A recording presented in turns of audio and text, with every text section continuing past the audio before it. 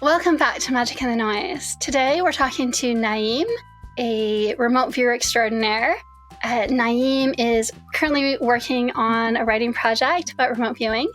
He is one of the elite remote viewers working for Future Forecasting Group. He is the developer of a new system for remote viewing cryptocurrencies. And he's just an all-around nice guy. And so we're very happy to have him with us. Hello, Nyiam. Hey, thanks. Hey, how you guys doing? Thanks for having me on. Good. Of course. And David, how are you doing today?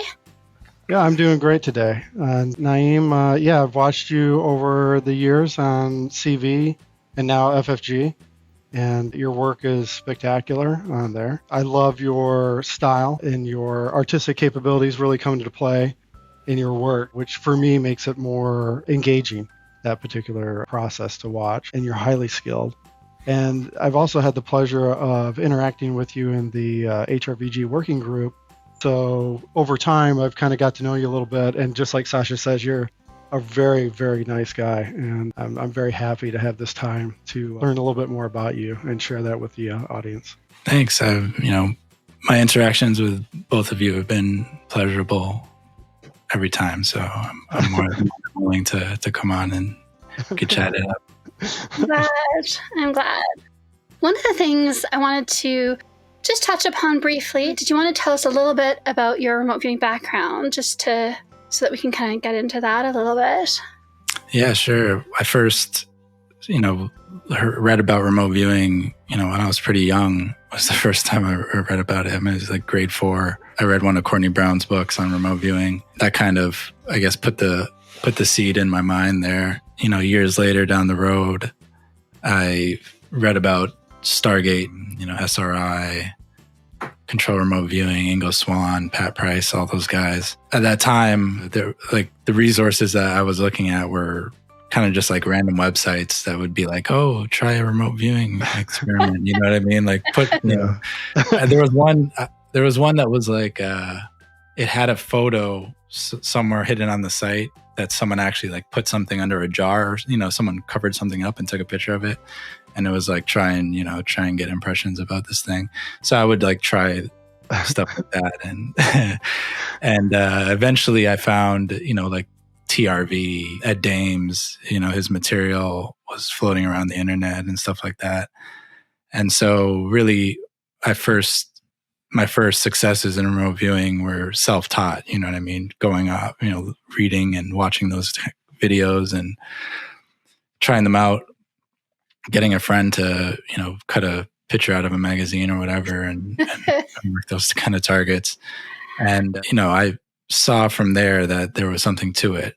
And I really didn't, I was pretty much skeptical about it. I wasn't like, oh, this is real, I'm going to do it. It was more like, it was more of like, if this is real, I need to see if it's real. I need to see it for myself because I remember wondering, I was like, who are these remote viewer guys? You know what I mean? Because I didn't see any pictures of them or anything. I was only like reading about them.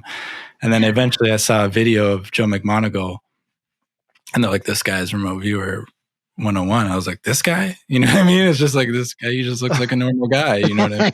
Yeah, he's so normal. Yeah, I was like, okay, I need to see how this works. I need to try it. So that's where I got my feet wet. I really started to take it seriously once I had more, I guess, like free time. I found myself doing remote viewing.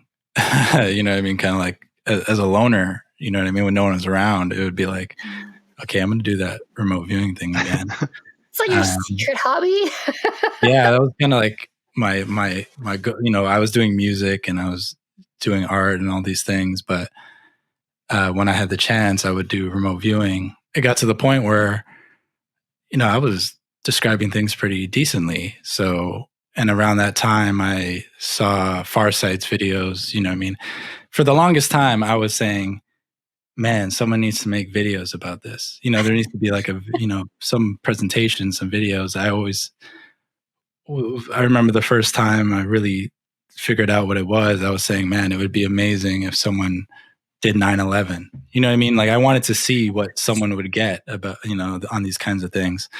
And then, yeah, sure enough, down the road, I saw this Farsight 9/11, Daz Smith, Dick Allgaier. And I was like, this is exactly what I wanted to see. You know what I mean? These are the kinds of things I wanted to see. So that kind of reignited my passion to do more of it and record and document my progress. And I started doing it on YouTube, just pretty much for my own personal record. You know what I mean? Just wanted to put them out there. Yeah. I had a small following. Some people were watching and getting encouragement. Dr. Courtney Brown eventually sent me an email, said he saw some of my work, and we talked for a while. He showed me some SRV protocols. And then that eventually led to me meeting Dick Allgaier through him. And and he kind of mentored me over many years on HRVG protocols. And I guess kind of the rest is history from there. And you're going to be teaching HRVG, is that correct? Yeah, we're currently in the midst of setting that up with through Future Forecasting Group. Oh. I've been waiting for that anxiously because every time someone asks me where should they go to learn remote viewing, I always kind of pause and think, who do I trust to recommend? And I always kind of say, well, go talk to Nyiam and see if he's teaching yet. Yeah. Yeah. So, that's in the process. And, maybe after I do a few through there, I'll start doing some, on the, personally outside of FFG as well. But yeah, definitely teaching is something I always want to do. So yeah, it's an exciting time. Yeah. You sent me, because I, like a lot of other people, I've noticed that, when people talk about you, a lot of us say, I started remote viewing. I kind of learned a little bit by myself. And then, it's hard to do it by yourself. And if you get a hit, there's no one to tell because you don't necessarily want to admit to your friends that you're doing this weird psychic stuff. Yep. And then when you get misses, there's no one to tell you why you missed. Yep. And so many of us, we get the training or we do it online, we figure it out. And then it just kind of peters out. And then we come across your channel. And we're like, oh, yeah, this is so amazing. I want to do this again, right? Like so many people that I've talked to credit you for getting them back into it. And I definitely do. And I remember I was sending you emails like, hey, will you teach me? And you really did kind of get me on board into the HRVG. I'm very grateful for that because it did move me forward a lot further in my skills. Thank you. Yeah, it's good to hear that the videos are beneficial. I do get a lot of people over the years that have, messaged me and said, oh, are you teaching? Or, just thanks for keep it up. Those kind of comments. So yeah, it's good to know that it wasn't all in vain, Nyiam, I have a question for you associated with drawing. Actually, maybe a couple of questions. It looks to me like you've probably been studying art for quite a while. Is that correct? And if so, could you kind of give me a little bit of an idea of some of the mediums and time frames and subject matters that you're kind of interested in with art? Yeah, well, when I was young, I guess probably most people when they're young, drawing, coloring kind of dominates at a certain point. I used to do a lot of abstract drawings when I was a kid, kind of just random shapes and colors and things like that. But as you get a little older, you start to want to draw something real. You want to produce something that looks like something in the real world, especially with, when I was growing up, video games, all these different mediums were coming out and they're all trying to depict realism. They're all trying to depict realistic things. And, the more real a video game looks, that's like, oh, I want to play that game, right? The graphics are amazing. So those are kind of, attractive things and to the mind, you know what I mean? So eventually I really wanted to draw faces. That was one of the things that I always told myself I wanted to be able to draw portraits of people. And so, I got into painting on canvas, like acrylics. Okay. And at that time, I couldn't say that I was impressed with my own work. You know what I mean? It was kind of like, trying to do, trying to achieve something. Wasn't quite there yet. But as digital mediums formed more, I really got into like graphic design, Okay. Photoshop, Illustrator. And so really graphic design is where I can say that I first really felt like I had something artistically, where I could, whether I was doing like album covers or layouts, whatever it was, creating logos for people. Graphic design was the first time where I realized that, okay, I have an eye for this. I'm able to create these kind of things. From there, it was, I guess it's kind of the reverse in the time I was growing up. So it was like digital medium was the easier thing to pick up. And then it was transferring that over to an analog, mediums like charcoals and watercolor, stuff like that. So yeah, I've experimented with a whole bunch of different things, and really, like things like the iPad. It's one of the, in my opinion, is one of the greatest tools for an artist. I mean, you can do everything on that thing. It's you can paint, you can draw, you can. So I've done a lot on the iPad. Portraits, landscape drawings, even like photo editing. I was into photography, so I've been, I've dabbled in a whole bunch of different art forms. Visual arts. Visual arts. So I guess I kind of rounded myself out on a lot of different things. Yeah. And that's great. Yeah, I think the strength of that shows through in your work, your remote viewing work, in my opinion. One of the things I wanted to ask you about that was because something that I noticed, I assume that you probably seen this too. It's just something I thought might be interesting to touch on, is that when I'll do a drawing during a session, if you approach it correctly, meaning that you're not too much in, like if you're too much in the technical side, right? So if you slide into the artist technical side, like, oh, I need to make this perfect, right? That's gonna mess it up. But if you kind of stay on that more abstract kind of side, the more creative side, I find that I can hold on to the signal through the drawing. So as you're creating the drawing, it's almost like that drawing is a connection point, the signal, and you can actually use it to hold onto it and pull out more data through that process. Have you noticed a similar thing or not? Yeah. My portraits that I would draw, whether it's looking at someone or where I take, whatever, an hour to draw, those obviously look way different than, a drawing that I would do in a remote viewing session. Right. And that's because not only the time constraint, but the nature of the impression. These things come it's a very subtle, often, very quick flash. So staying engaged with the signal by drawing, not thinking too much about it, but trying to put on paper, what you perceive, that's a part of it. And the way you explain that, I can't remember exactly, but there's an Ingo Swann article, one of his writings, where he's talking about one of the main inspirations that got him to, when he was creating CRV, was the impression of when an artist is drawing something. Oh. When they're drawing it, they often experience the thing as they're drawing it. So like you're drawing a leaf and you have a brief experience of the leaf while you're drawing it. So very much the way you're explaining it, I think that's a part of, you engaging in the drawing is actually connecting you, giving you more insight into the thing you're drawing, right? That's also a well-known phenomenon in drawing as well, that in creative drawing, you often, let's say you're drawing, a dragon, you're making up this dragon or whatever. When you're drawing it, you often get it in pieces. So, you might know what you want the head to look like. And as you're drawing the head, now all of a sudden you see the tail, or you see another body part. Yep. So it's, that's interesting. The way you put it there, I think that's pretty accurate as to, kind of how it happens in a session. Interesting.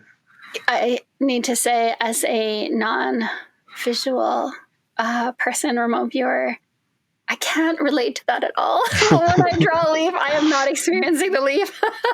But I will say this. I think even in my little stick figures, I I think what David, you're kind of referencing, which is, and this is something we've talked about in relation to ideograms, where, Yeah. different people see the ideogram in different ways as a different type of tool. And I think for us, or at least for me, I embed my intent to view the target in that ideogram. So in the moment of creating it, I'm embedding that connection, right? And so then when I probe the ideogram, then I'm getting the data because I've embedded that there, my focus, my concentration. And I think in my digital stick figures, I do the same thing where I'm like, okay, I'm trying to capture this concept of a person, and because I can't see them, so I'm getting data. Okay, they're older, they're kind of stern, whatever it is, and so I can't write that all out, and I don't have the drawing skills yet, but I'm working on it.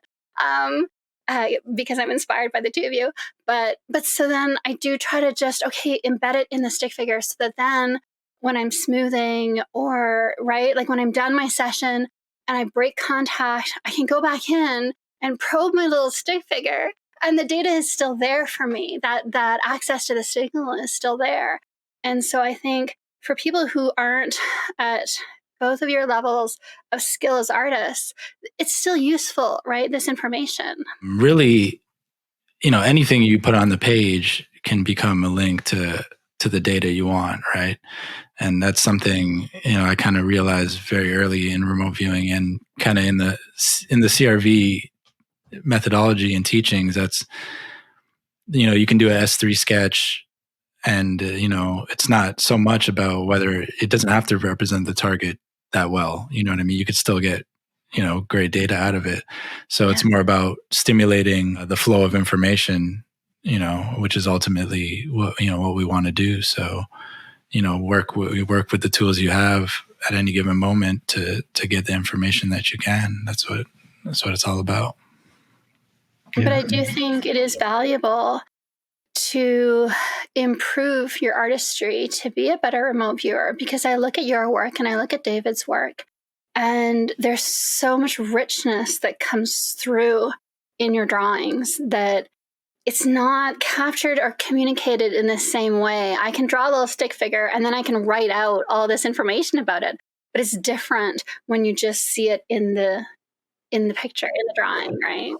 Yeah, when in the early days when I was learning remote viewing, a lot of the training programs, they would have a sheet of descriptors. So it would be like, yes. They give you a sheet that would be like, give you all the different descriptor words, like hot or rough and different textures. So when you're in a session, you can only use the vocabulary that you have. In the same way, your artistic vocabulary, or the things that you're capable of doing artistically. Yes. It's the same idea. Your subconscious will stimulate those, not words, but those, techniques or those abilities for you to express it through imagery. So it's the same idea of building up your vocabulary is very similar to learning different art skills and methods to convey the signal and through imagery. It will just add value to your session. Yeah, that makes perfect sense to me. That's a great piece of information and correlation. I made a bit of a face when you said the list of words, and I just want because I think you're right. Expanding your vocab gives you so much more that you can reference and pull in and make sense of. But I also have seen some remote viewing protocols that are floating out there where you just circle, pick out of the list what the texture is. And it's these limited lists. And I don't like that, because then you're not going to the target and thinking, oh, that's kind of weird. It's kind of a fluffy gel-like substance, right? That's good data. But just, where is it on the list? I guess smooth. I'll circle that one. It's close enough. Oh, it just seems so impoverished as a remote viewing kind of technique or tool. What do you think? Yeah, I guess those are, fun and interesting if you're just kind of trying to have an experience with remote viewing and see, if there's anything to it that can be fun. But once you get to the point where you're trying to accurately describe, multiple different kinds of targets, you'll quickly outgrow, those little lists and stuff like that. Because all your sessions will essentially be the same descriptors if you're just using a small list of words, right? there's only so many ways you can juggle them around, right? Very true. Yeah, I remember those, I used one of those at some point. Yeah. I found that in HRVG because you have to probe for sounds. And so I've realized now I can do linguistics, so I can probe for words, but I don't hear them. I taste them. So I was looking through my old HRVG sessions, and like in my sounds, like it's always kind of the same sound, and I'm kind of just making it up because I kind of want to put something in the cell so that I can move to the next one, right? And so I think that's when some of that rigidity is helpful, but sometimes it starts being less helpful. Sometimes you just gotta put something in there, you know what I mean? Really, it's more of building in the habit of putting something on the paper within that time restraint, you know what I mean? Not so much worrying if it's right or not. Because there's times when you probe and it's like you don't hear anything, you don't necessarily get that much of an impression, but usually there's still something that you feel like you can write down, you know what I mean? Whether you think you made it up or not. And the only way you really find out is to put it down, and then you'll find out, when you get your feedback. Currently in remote viewing, I'm wondering, Nyiam, if you have any thoughts on where are the weaknesses in, you could say the protocols, the structures, the concepts. It can be broader based, but what areas do you think could be improved in remote viewing that are not being looked at? Like in the broader sense of the community, where are weak points?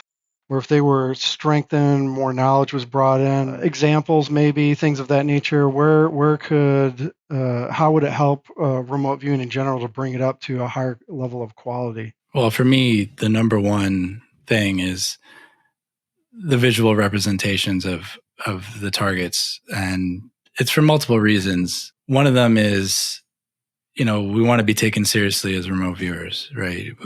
We know it's real. To put something on display for the world to see, and you want them to take it seriously, it needs to be a certain level of, it needs to reach a certain level, right? Yeah. So when it comes to, the drawing and remote viewing, I think that's one of the main things, because we're all, everyone who does remote viewing long enough gets pretty good at describing things, getting the right colors, getting the right shapes, textures, and concepts. But then when it comes to the drawings, they're usually either metaphorical or pale representation of what the actual thing is. And it doesn't have to be Picasso, it doesn't have to be Michelangelo, but I think that's where some of the most room for improvement is right now in that area. And I've talked about in my presentations that I've done, I've talked about why that is. It's not really anyone's fault, you know what I mean? It's more of a societal handicap that we run into from just the way that we're programmed and the way we were brought up. Those aspects of our self aren't really focused on and developed as fully as our verbal and logical sides of of our expression. People getting serious about remote viewing, put some more time in those areas. And if you're working with the methodology, make space for giving yourself a chance to get a visual representation of the target. Yeah. One thing I've been working in my presentation on the art and remote viewing is the idea, of processing and what does processing mean? Because when you learn about remote viewing, you hear, you process the information and there's all this processing going on. Processing has to do with the way information is changed or preserved. Processing can change information. Yes. Yeah. So when you're taking an image or an impression of an image and turning it into words, you're changing it when you process it. So really, we want to preserve some of the visual information so that we can actually record it more close version to as it is, instead of changing it too much. Yeah, there's a loss in that translation very often. Yeah. There's always going to be some information lost. So that's, to me, that's the number one thing. That would not only get people to take it more seriously, but it would help viewers take themselves more seriously. You know what I mean? You make you appreciate your own work more. I've seen your presentation. Links down below to Nyiam's presentation. Great presentation. Yeah, it's worth looking up. Especially when I was watching that, I've seen it twice now. It's really good. But one of the things that came to me was people pay a lot of money for remote viewing training. And at the end of the day, a lot of what's being given as training isn't the stuff that maybe matters more, right? Which is kind of the internal stuff. A lot of it is just, this is where you put the column on the page. And I always think, if people are paying $1,500, why not? And you're giving them 6 weeks and you're only giving them an hour a week course or whatever it is so that they feel like it's worth that much money.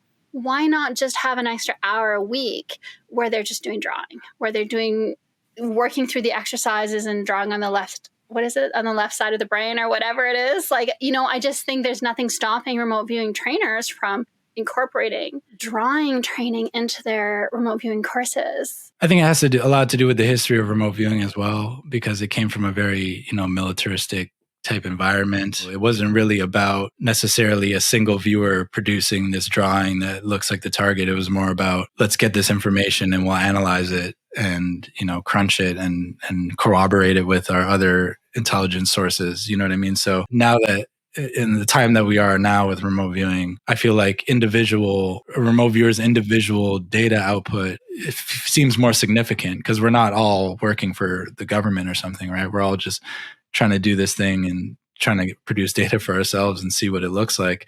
So I think the focus is slightly different now. Maybe that will make more room for different kinds of training processes, right? It's a rough area. It's rough when it comes to the training and, what it should involve because, when you show someone a remote viewing methodology, you're not really guaranteeing them that they're going to be a great remote viewer. You're just showing them kind of like the training wheels of the process of how you go through it, right? It's still going to be up to them to practice it and see how they fare with it. So it's a new field, you know what I mean? We're charting new territory, I feel like, when it comes to the different ways to teach remote viewing and kind of like the periphery things that could help improve it. Touching on the processing and the distortions that can potentially occur or lost data. I mean, it varies in terms of the outcome, I think, but very interesting, I think, sometimes, and it's difficult. It's like really hard. It's really hard, even as an artist, to try to translate what you're seeing in your mind onto paper. But when you're able to actually do that and get something that's actually very close to the actual information where it's very clear, like if you were to say mouth and it's of an animal and, like certain words where you're like, oh, okay. But if you actually draw the mouth of the animal and you can like see like 100%, like, no, that literally is the mouth. Like there's like zero doubt versus the words. There's more a vagueness where it can cover a wider spread. So, but I'm just saying, like for myself personally, when I've seen that for myself, it is so shocking because it just seems like that should not be possible. But when you do it, it's like a miracle every time it happens. It's just amazing. Yeah. Well, the images speak to a different part of your awareness. That's why, you see picture of a mouth and you wrote the word mouth. Yeah, that makes you say, oh, okay. But you see a picture of the mouth and then you see the thing that you drew that's, the same. That speaks to a whole different level of your being. And that also ties back to the world accepting, people in general accepting the phenomenon of remote viewing. The imagery is really, at the end of the day, is what's going to speak to them the most, right? Yes. Because it's a different kind of connection. Words can kind of be interpreted in so many ways. Yes, that's true. Yeah, you can play with wording. That's true. If you take a remote viewing session to a skeptic and you show them the target and a list of words, they'll always be able to come up with some explanation as to how it fits some other way. But if you come out with a whole bunch of images that are close to or very, exact to the target, it's going to be harder to keep, coming up with those kinds of, playing around with it that way. That's a good point. Yeah, it's two different modes of perception, the words and the images. And so I feel like when it comes to remote viewing, the images is what's going to be eventually is going to be the most important thing about it when in terms of coming to, solidify its effectiveness. Acceptance. Yeah. And, so we have the live stream next Sunday. And so we put out a target for anyone to participate and submit. And I am a remote viewer, and I am my strength maybe is conceptual, but also linguistic. And so you would think that when I'm looking at these sessions, I would be reading I skipped the sketches first to see, like, do they have target contact or not? Because so often, especially with some methodologies that are out there, they have black and white and red and green and blue. So every single color is somewhere in those couple pages. And they have smooth, but then you look later on, now texture is rough and gritty. And I'm like, well, you have every single adjective. So, of course, anything is going to be a hit if you have listed every single adjective in existence. And so when I go to the sketches, then it's a lot easier to be like, oh, yeah, okay, that's clearly a hit because they kind of sketched out whatever it is that the target was. And so, and it's funny to me because I do it and I know myself, like, it's if I'm doing that and I prefer linguistics, then for the skeptics, I can imagine that they're not even going to take the time. And also because people's handwriting, I want to talk to you about smoothing later, because that's something David and I were talking about the other day. Like the handwriting, you can't even decrypt most of it. So then you kind of have to have the sketches. That's a good point. You know what I mean? It's like, not only are you asking them to believe what they think is impossible, but then you're going to show them some chicken scratch and some very childlike drawings. It's not going to go over very well. They're going to be like, get this out of here, right? The other problem with that is that the state of mind that you're generally into remote view does not lend itself towards professionalism level. Take your time, you know what I mean? Because it's like, sometimes you're trying to, like, I don't even know how to spell words right now because you're pulling the data, right? Like, I'm just pulling the data and you're trying to transcribe it.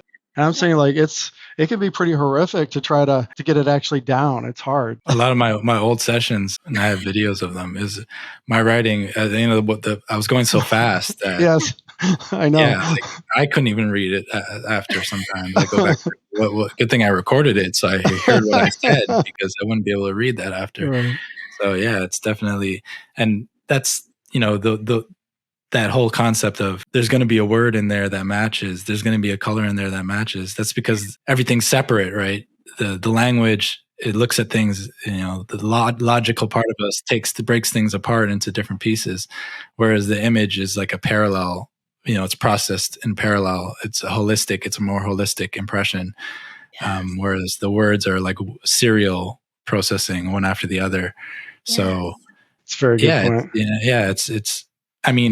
useful. I'm not saying it's not useful, because when you're analyzing something, you could take everyone's data and say, okay, everyone said this texture, everyone said that color. Yes. But analysis aside, looking at just one person's remote viewing session and the effectiveness of the information they might produce in terms of matching it up to a target, a picture is always going to be worth 1,000 words. It's just, I've got to ask you this question just to see what your answer is. So, because I understand how important all of us know how important the drawing component is, the visual aspect is within the remote viewing work. And I mentioned this to Daz in the interview. It's like 80% or something of your sensory data on normal life is coming in through the visual. Like, the visual is the dominant mode of transference of information. So do you think it's a little odd that they don't push visuals in the public sector for CRV? Like, maybe that's something overlooked, or is it maybe intentional? What's your thoughts? I don't know if it's intentional. Maybe it was just the way it was being developed. That wasn't really the priority. You know what I mean? Like I said, the history of remote viewing, we think of remote viewing as, we won't want to perceive the target and we want to get rich, full data. But maybe the development of it for a lot of the military programs maybe wasn't geared towards that. It was more of kind of extract this information out of these guys. It doesn't really matter might not really matter what it looks like at the end of the day. But yeah, visual, our sight is our main orienting sense. That's how we orient ourselves in life, right? So I don't want to bash on protocols or anything like that. But if you were to ask me if I was going to create a remote viewing method today, you know what I mean? Yes, of course. That would be something I would take into consideration. You can do a good remote viewing session and not know what it was. You know what I mean? Like you can done many sessions, whether it was CRV or not, where I did great descriptions, but I had no idea what the actual target was. Yes. And that's okay. That's fine. But you'd be much more effective as a remote viewer if you did know what it was. You know what I mean? At some point, if you actually did know what you were looking at, you could become more effective, right? So I want to talk about the solo remote viewer, but first I need to share this. So I did a remote viewing session on the little hobbits in Indonesia, and that'll be coming out in a few weeks. But one of the things that came through was, so visually, it was clearly the constellations, right? And then at some point, they tilt on their axis. So the ring of our constellations tilts on the axis. And because I was seeing it, I drew, and then I was trying to like go into, okay, well, what is the purpose of it? What is its function? Like trying to figure out what is this thing? Because it came through as like I could see these animals penned in. So rather than seeing the constellations, I was getting a sense of like all these little animals in their little pens, right? And there's like 13 pens, and each pen has little hoofs and little animals in there. And I got stuck on trying to spell the word corral. And it's what David was saying earlier. You know, when you're in that space where you can't spell, and for some reason, like I have a bit of OCD. So like I was like, is corral 2 R's and 1 L? And then I would spell it and be like, no, that's coral. That's not right. And because I speak French, right? So sometimes for a word like corral, like how often do you write corral in your life, right? So then I'm like, oh, am I spelling it in French or am I spelling it in English? I got so caught up in the language of it that it wasn't until, that was like in my visit, it wasn't until my S4 that I was like, oh, this is the constellations. This is not a pen of, because it took me that long to let go of the language and just look at what am I actually seeing, you know? So that's my little story about the bad language. Yeah, that happens to me all the time. I write something like 5 times and scratch it out, trying to get the word out. Yeah, you just give up. Yeah. It just destroys the flow completely. Yeah, it does. It does. And so, but I did want to ask, because this is something that Dave and I talk a lot about. It's one of the things that we are both pushing for. It's one of the things that Magic in the Noise is all about. We are wanting to push remote viewing to where we see people like yourself taking it, which is the individual remote viewer can solve the tasking question by themselves. We're not collecting artifacts. We're not doing piecemeal little bits, and you have to have 7 sessions from different people to be able to figure out the corroborations. We're really trying to, and we've noticed that because we are so focused on that and because our intent is so strong and pure, we're actually getting those results. And so how do we, I mean, that's one of the reasons we're making videos. We're putting our sessions on our Patreon, because managing Patreon and a website and social media, it was all just too much. So I got rid of the website. I was like, we're just putting it on Patreon. But because it's possible. And I think a big part of shifting from artifact collection to actually describing the target in a way that your session actually holds the information that's needed and complete, you have to have the belief that it's possible. That's what we're trying to share. And I see in your work, the belief must be there, because your sessions show that you are describing the entirety of the target. So I want to know, how are you able to break free from the limiting beliefs for yourself? I mean, for me, it was doing this so much and recording myself doing it so many times. I did things that I didn't think I was able to do. Like I can remember the first time I really saw someone's face in a remote viewing session, and then I saw the feedback and I was like, Yeah, that was, at that point, that would have been that would have been the thing that I would say, like, I could never do. You know what I mean? It's one thing to draw a building or a landscape, but you draw someone's face and then it matches. I mean, that's as specific as it gets. Someone's face, that's the most unique identifying aspect of somebody. So to draw a face in a session and then have it match the feedback. Yeah, it's really about exposing yourself to so many targets and doing it so many times that you start to build your confidence and you start to kind of build your kind of like remote viewing vocabulary of different experiences that gives you the confidence to approach those things, right? Up until then, there wasn't, when I would go, like, let's say I'm looking at a life gestalt in a session. Prior to that, I'm not looking for the face. I'm just hoping to see, a shape of a person or something like that. You know what I mean? Whereas now it's like, I'm like, okay, I need to see that. I want to see this person's face. You know what I mean? So it is a part of your own belief system and what your intentions are.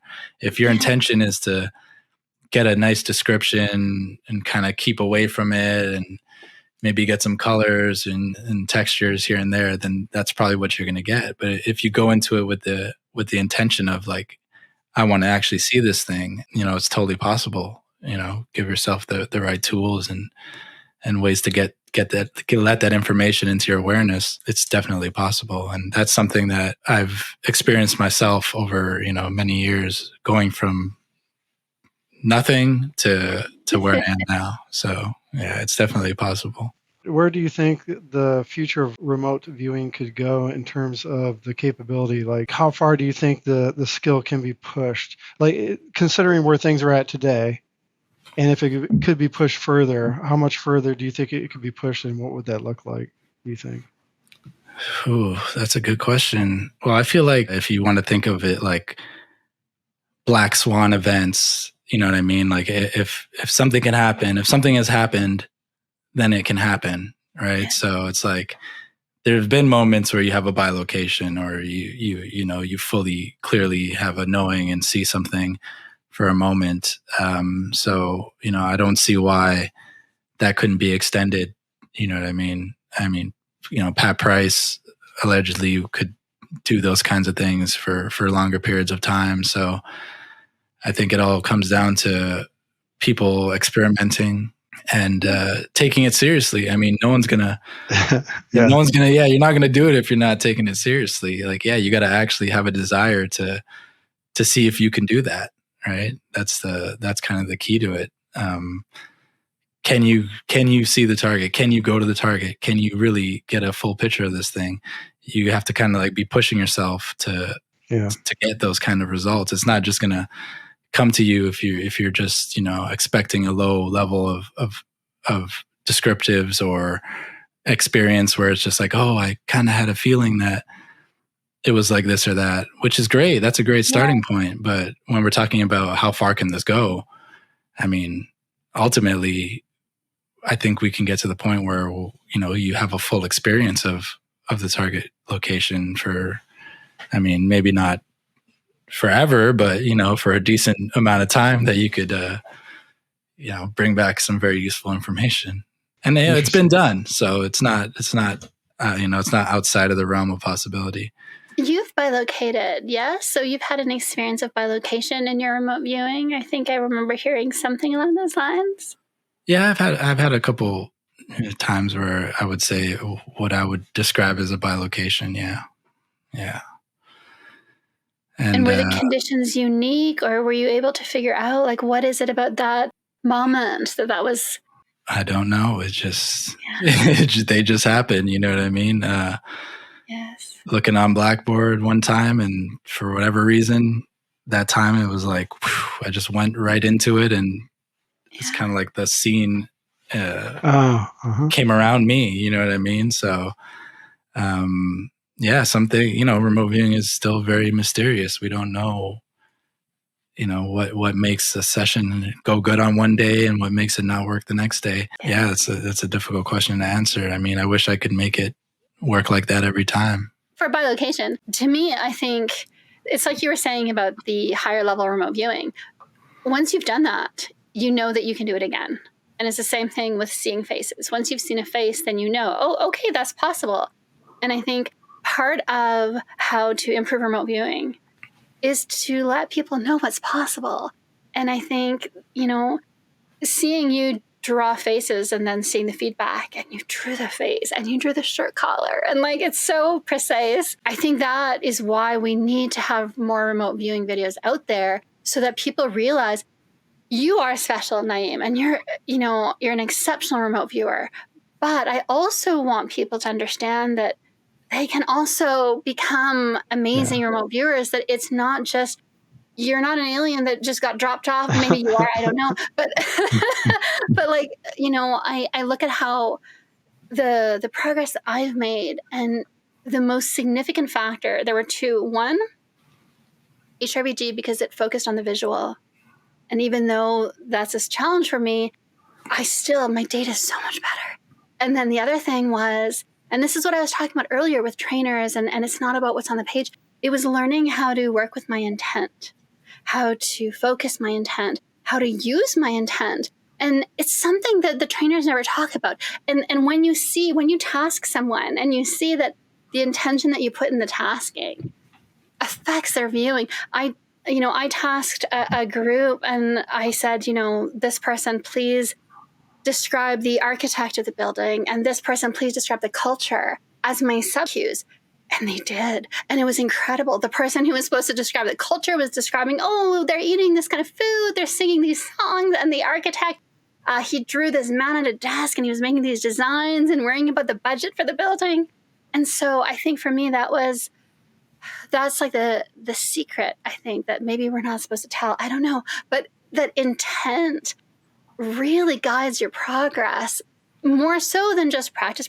You do have to practice. You do have to push yourself. You do have to do more than 5 minutes. And then, oh, that's remote viewing. Is it though? Like you do, you kind of do have to push. But I think as well, it's the internal work, right?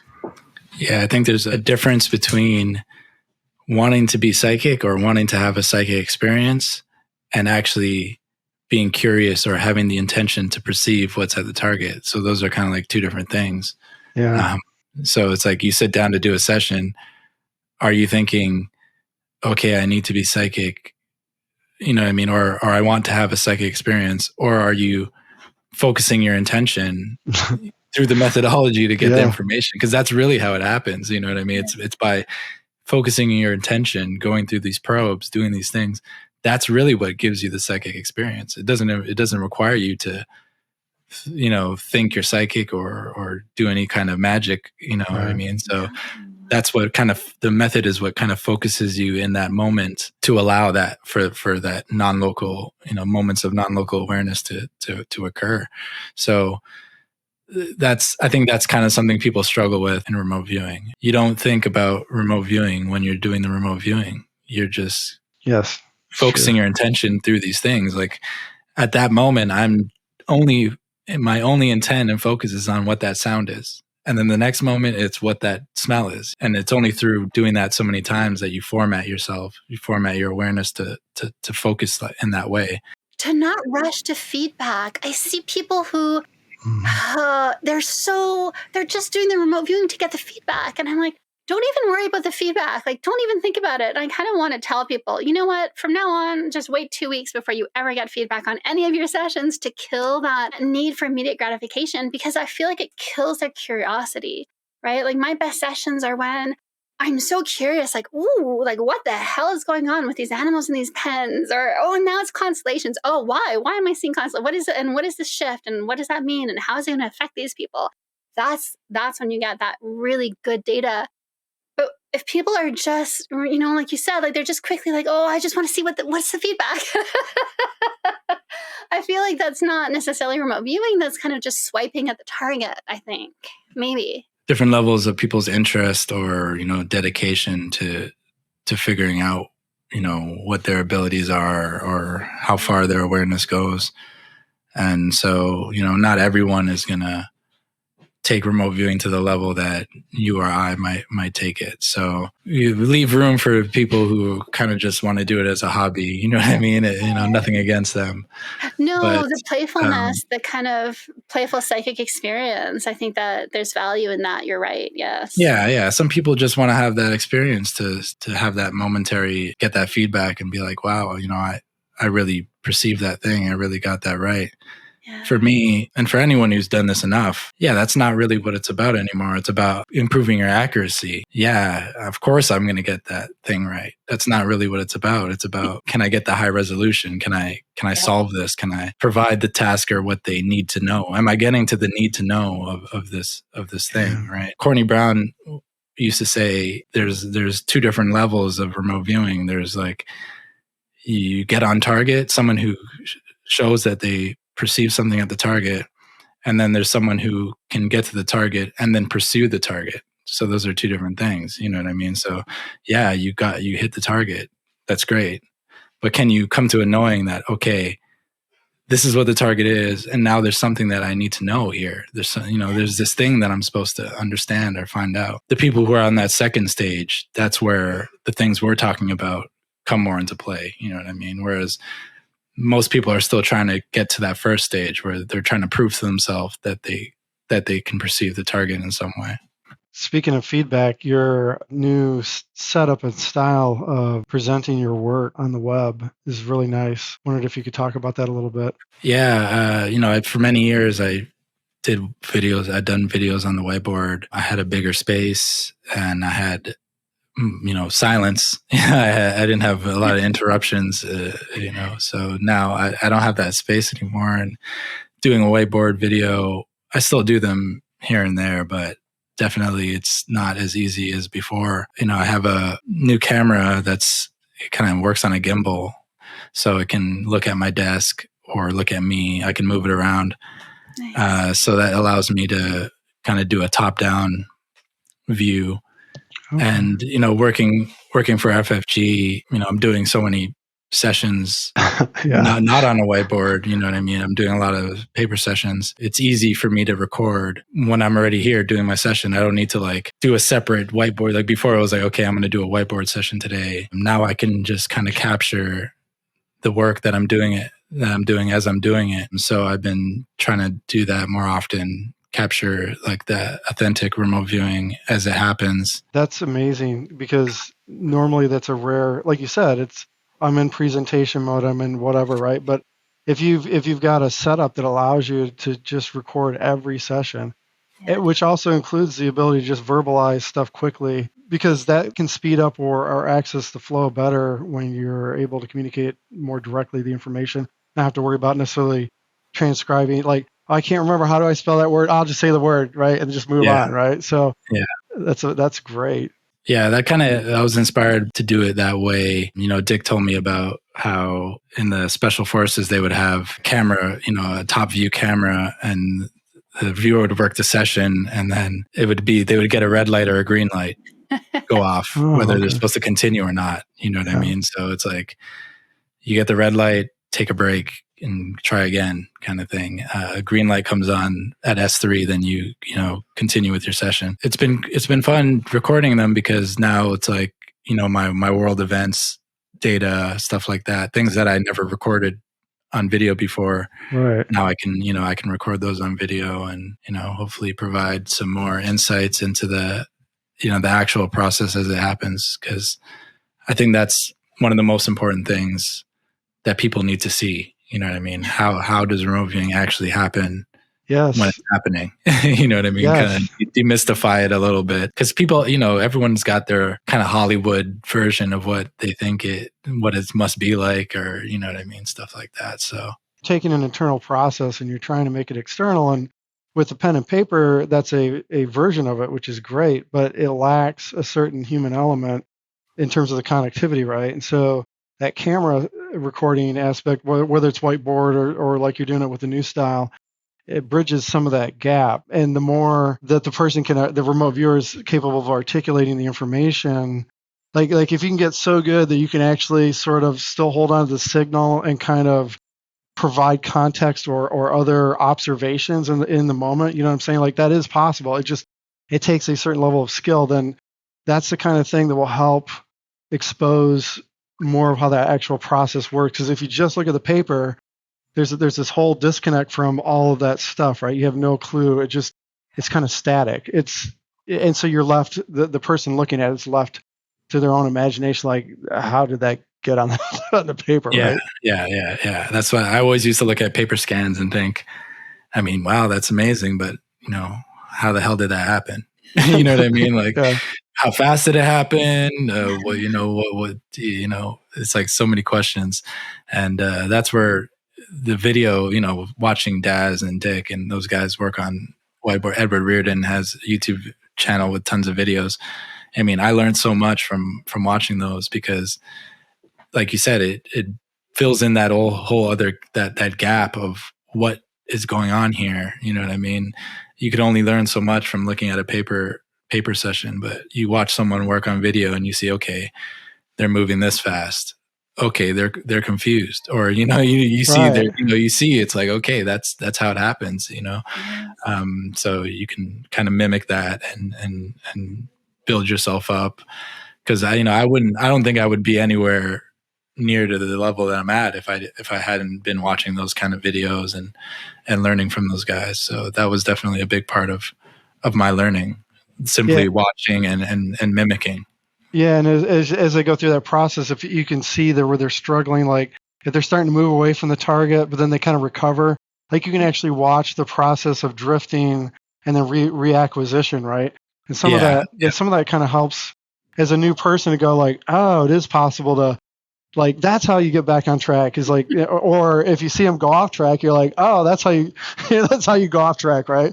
It's helpful to see that process. There was this one video, I always remember this. There's a video on Edward Reardon's channel, and he was working this target, and it was some kind of, it was like a wind machine. It was some kind of big metal machine that blows out wind. And he's, working this session, and he draws these like 4 little boxes, and then he probes it, and he's like, oh, there's something comes out of here. And he's drawing these little, air coming out of these vents. And it's like seeing how it actually unfolded is completely different than seeing the end result. Like if you just saw the scan, you would have just said, okay, this guy somehow drew the vents and had the air coming out of there. But when you actually see how it happened, you see all the little processes, all the little steps. He probed, he didn't know, he kept probing. Yes. It's like, you figure out, you start to see how the information actually unfolds, which is, I think that's the important part. You know what I mean? It's for someone learning, that's the important part, because it's not always going to be, you just know what it is, right? You're going to have to struggle. You're going to have to pull the information out. It's like, it's a skill, to get on the signal and kind of extract the information. But at the same time, I think what I really loved about your last session, which was the decapitation, we're going to have to censor that for YouTube, I think, but it showed something that I think a lot of people are not seeing. And that's what I love about it, is it shows the complexity of the thoughts that are coming to you. Once, you're so locked in, you have your drawing, and then you're getting complex concepts, and they're accurate and they're correct, right? And I think sometimes, because so much of what's available in the public is to help people who are starting out, and that's fantastic, but there's not as much out in the public sphere about, okay, well, now how do you push beyond that? And I think because everyone's so afraid of AOLs, right? And so I think everyone starts being a little bit afraid of going into the more complex data. And it was really nice to see a remote viewer who's just saying, like, okay, I'm seeing this. I'm seeing that there's a decapitation. There's this hostage situation, right? And writing it down and going with it, and then seeing the feedback. I was like, yeah, that's exactly what it was. There was no noise. It was so clean. But I think for me, it really was that you're putting out there this idea of like, okay, we can now move to the next level, which is you can ask complex questions and you can get those concepts that are more complex and more embedded and put that on. It's not an AOL. It's actually just good data. I really liked seeing that in your session. Yeah, thank you. AOL has, it serves its purpose, and it's in the methodology. The way I see it is naming something wrong is okay, because that can happen in real life. You can see something and say, oh, it was a bird. Oh no, actually it's a plane. You know what I mean? You can eventually correct yourself later. So Yes. It's not so much when I'm doing remote viewing, it's not so much about always being right. Like we were saying earlier, are you trying to be psychic, or are you trying to figure out what is really there? Yes. So if you're trying to figure out what's really there, I'm not worried about naming it wrong or putting a wrong word in there, because I'm already going to be going on to the next probe to try and find out what it is. And I think that's just a part of one of the struggles of, trying to do remote viewing is like, you don't want to be wrong, right? No one wants to be wrong. But it's like, I'm okay with being wrong. You know what I mean? You have to be okay with being wrong to be right, because you're blind to the target, right? Yeah. It's like, you don't know what it is, right? Yeah. So it's like, if you want to be right, you have to be willing to be wrong, because you got to write something down, right? So like that last video, it's like, I could have stopped myself from writing a lot of those things. I know what I saw. See, it's and that's where I think the visual part of it is so important to building a confidence in the foundation of your session, right? It's like, I saw this guy holding a head. You know what I mean? I know the target is something. I know it's something with that. So for me to write beheading and decapitate, I'm okay with that, because I know what I saw initially. Whereas if I was kind of if I didn't have a visual to base it off of, I'd be way more reluctant to describe it that way, right? So the confidence, it's being able to establish a holistic impression of the target can help with your confidence. If I see a man, well, then I'm more confident with describing him as a man and what he might do or whatever, instead of not exactly knowing what this person looks like or something like that. So pushing it beyond life form to saying this is more than a life form. This is a man, and he has a beard, and he has this weird scar here.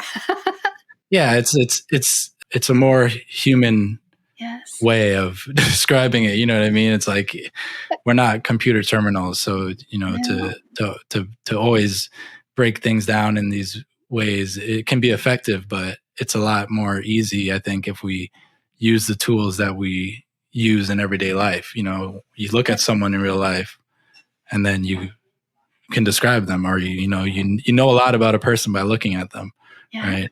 So those, that bandwidth, that information bandwidth would be helpful when you're doing remote viewing. How has remote viewing, if anything, like if at all, has it affected any of your personal relationships, like positive, negative, or just neutral? Have you shared your results with family, friends, and what have their reactions been? My family, they know I do some thing. They know I do some remote viewing thing. I don't think they really get it, really. Okay. You know what I mean? Or they haven't really looked into the work that I've done. Some of my friends understand, because they were there when I was, years ago, when I was like watching. I would show them, Farsight videos. I'd be like, "Yo, look at this, death. look at these guys are doing," and they would watch it and be like, "That's pretty crazy. That's impressive." And so they've seen me kind of develop my skill from then till now. So I guess they kind of understand what I do. But I'm always, we're just friends. You know what I mean? Like, before remote viewing, we were friends, and after it hasn't changed anything between us. It's mostly people that I meet more recently. You know what I mean? To try and just tell them what I do. They ask me, what do I do? And it's like, I got to kind of like dance around and say, well, I do the intuitive work thing. And it's like, it's a little harder to explain exactly what I do. They immediately say, "Oh, you're a psychic or something." And it's like, well, not exactly. And Yeah. I wouldn't call myself that, but that's probably the easier way to explain it to them. You know what I mean? I prefer the term consultant, intuitive consultant. Yeah. That's. I was at the bank the other day, and the teller asked me, "Oh, so what do you do?" And I just said, "Yeah, intuitive consultant." I love that. You need to get cards made for that. That's funny. But yeah, and, it hasn't really changed too many of my relationships or anything like that. It can be kind of difficult, I guess, on dates to try and explain exactly what I do. That makes sense. Yeah. What about the popularity of it? Do you think it's more popular now than it was when you first learned about it? Yeah, I think it's getting some more notoriety. I feel like remote viewing kind of will always be entangled with the UAP community, because I think that's where most people hear about it. You know what I mean? That's a good point. Yeah, not a lot of people hear about it from researching human perception. Like some people will, but I think most people hear about it through UAP research. They hear a part in a book, or they read a part in a book or in a documentary where it says, remote viewers describe this, or, a remote viewer talked to an alien or something like that.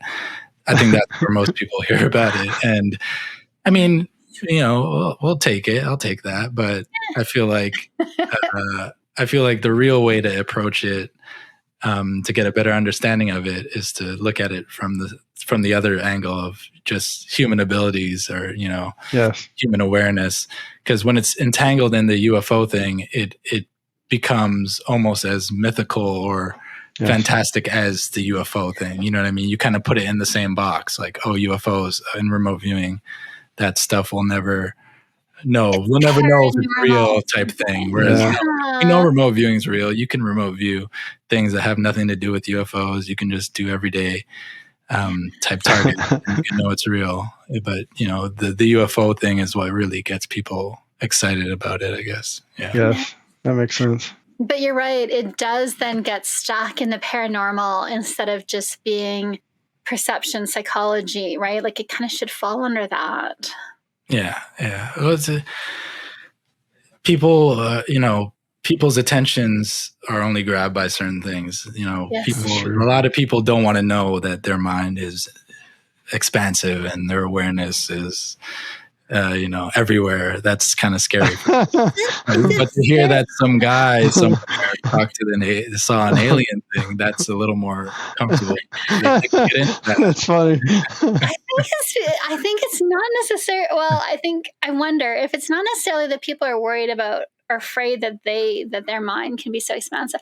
I think people worry that other people can read their thoughts. That too. That's the subconscious part of it as well, right? Because you have to kind of take the implications of all of it together. If you're going to consider it, you gotta take the whole bowl with it. So how dare you, Sasha? Get out of my mind. I found myself, since I started remote viewing, I've noticed that sometimes if I'm in public where there are a lot of people, maybe a shopping center or something, if I'm thinking something that I shouldn't be, I'll often kind of think like, if anybody's listening, just ignore me. Please don't listen. Please focus on somebody else.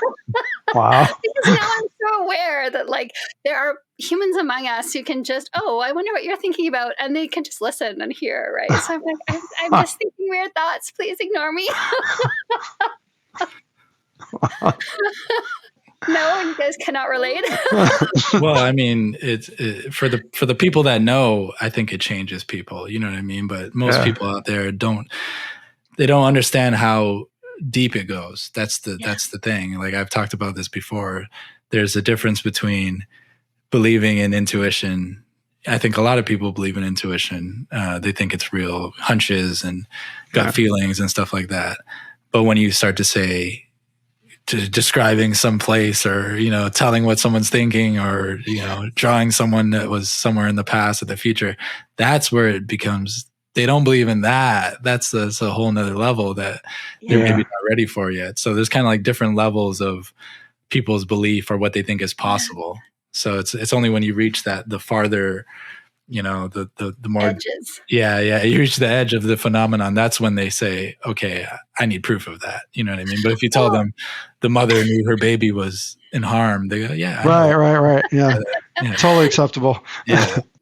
I did the personality profiles remote viewing class with Patty Gallagher last year, and it was so, she didn't really teach you how to do it. She just gave you 30 questions to ask, really, essentially. And then the rest of the training after that was how to package your data up so you can present it to a client. And it was kind of how to professionally do this. But it was funny to me because, I was like, well, she hasn't, I was still at the point where I was like, well, but you didn't really tell me what to do, So I'm probing this blind target. And, and I'm asking, okay, well, it's a male, I'm pretty sure. And I'm like, what's on his mind? Like, what is his main focus right now? And I keep getting a book and I'm like, I had no sense at that time, like, is this good data or not? Right. So I'm like, okay, he's really thinking about this book. He seems really stressed about it. It ended up being Prince Harry, whose book, The Spare, had just come out.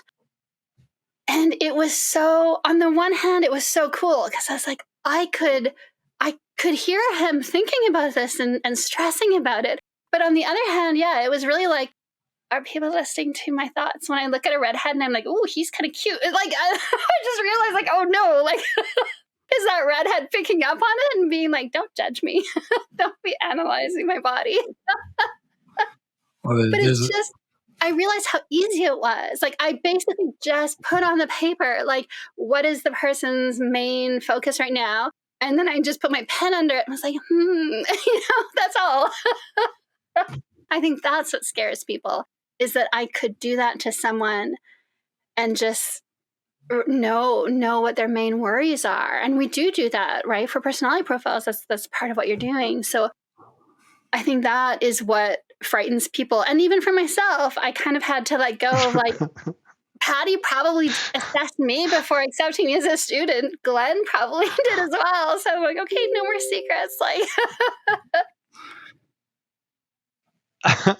yeah, one of the, continuing on that kind of idea there, it's like, that's one of the reasons why doing the stuff on video is important, because it kind of it kind of shows people what it really looks like. Yeah, it is a person with a pen and a paper, right, in a moment, all of a sudden knowing something about you. You know what I mean? It's not me poking voodoo dolls or staring at a crystal ball or something like that. And those are cool if people want to do that. That's fine. But I mean, in terms of remote viewing, it kind of gives a different perspective of what we're dealing with here. And I think that kind of makes it to some people, seeing it happen makes it more unbelievable to them, because they're expecting something more than that. They're not expecting some guy with a paper and he's just says the answer, he's just getting these answers. You know what I mean? It's like, it's they want you to light the candles. They want you to spill the blood. They want, they're expecting something more dramatic on your forehead. Yeah,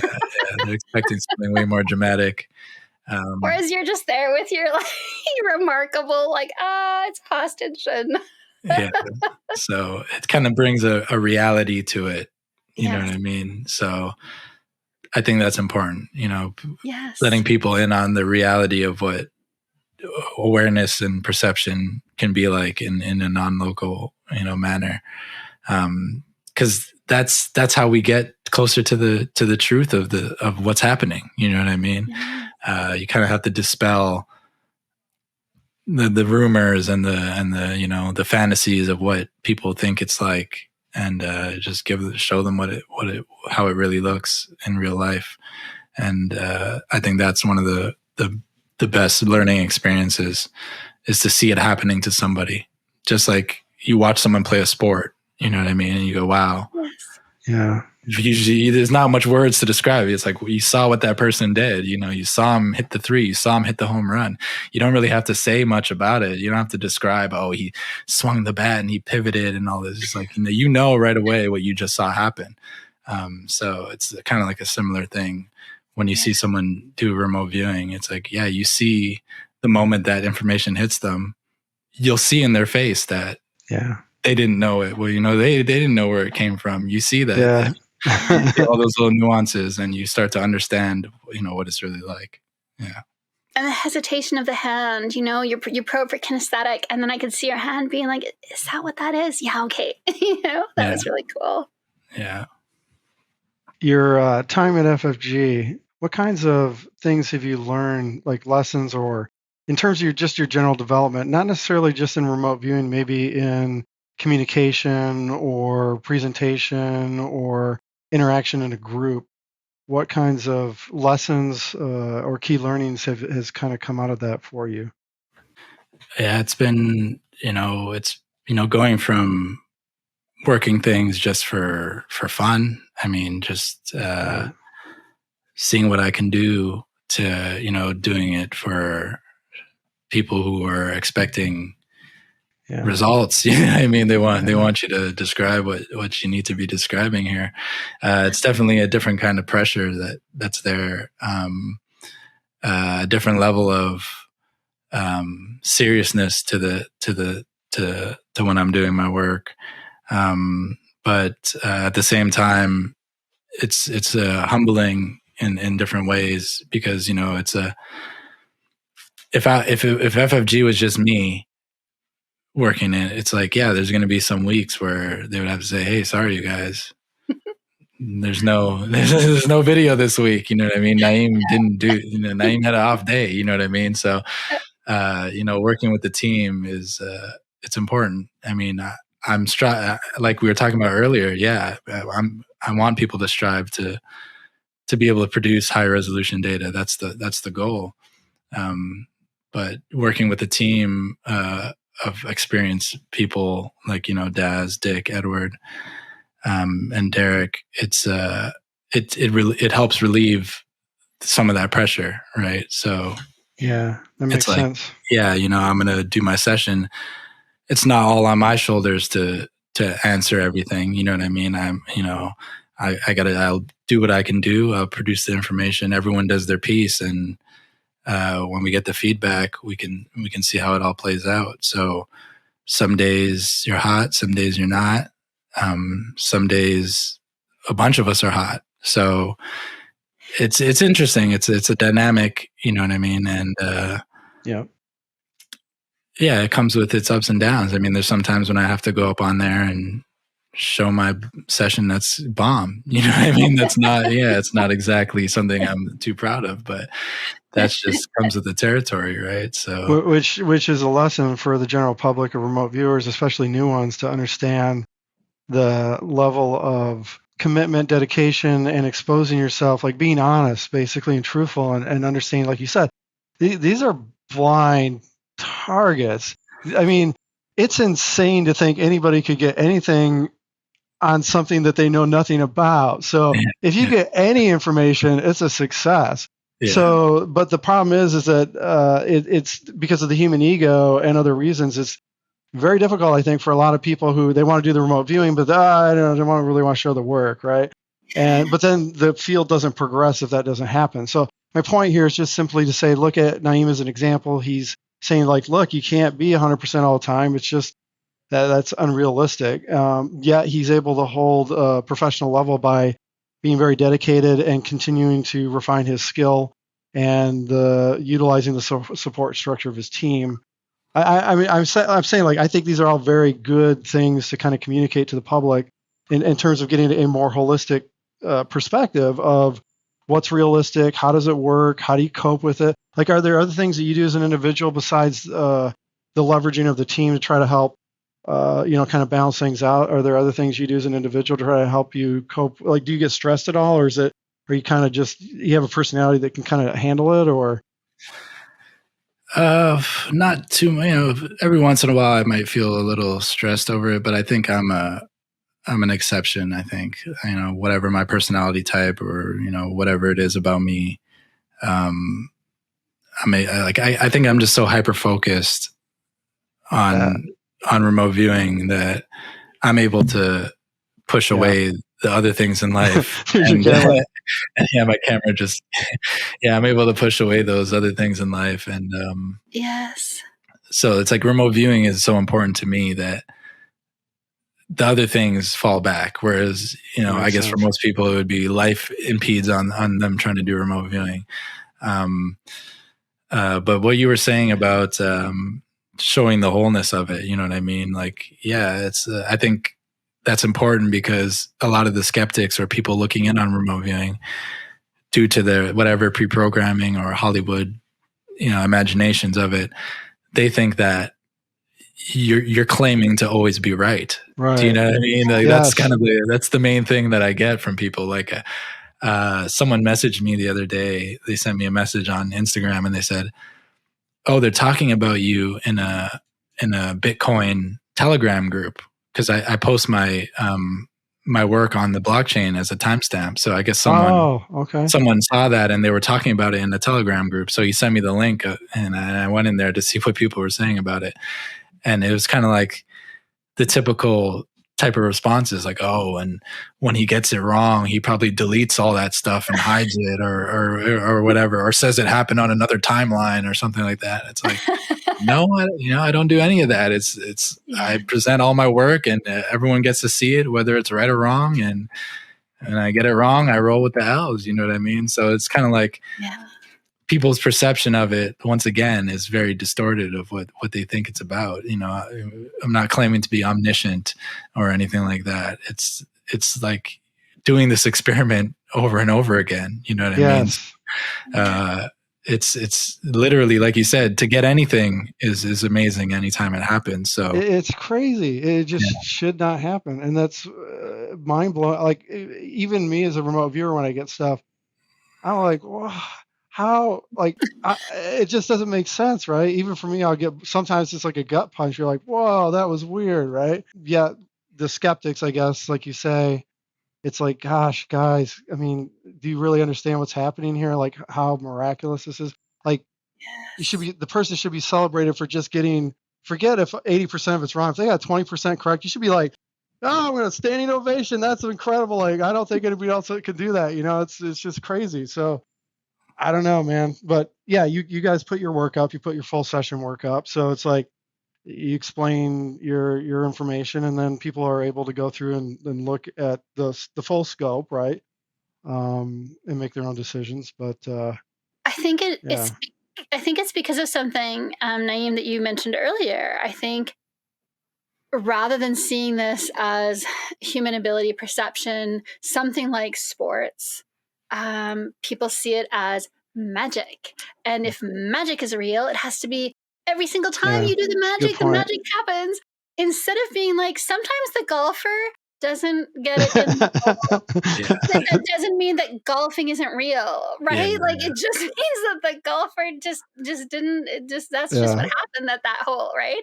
Whereas I think we have to start maybe pushing that idea on the public. This is not magic.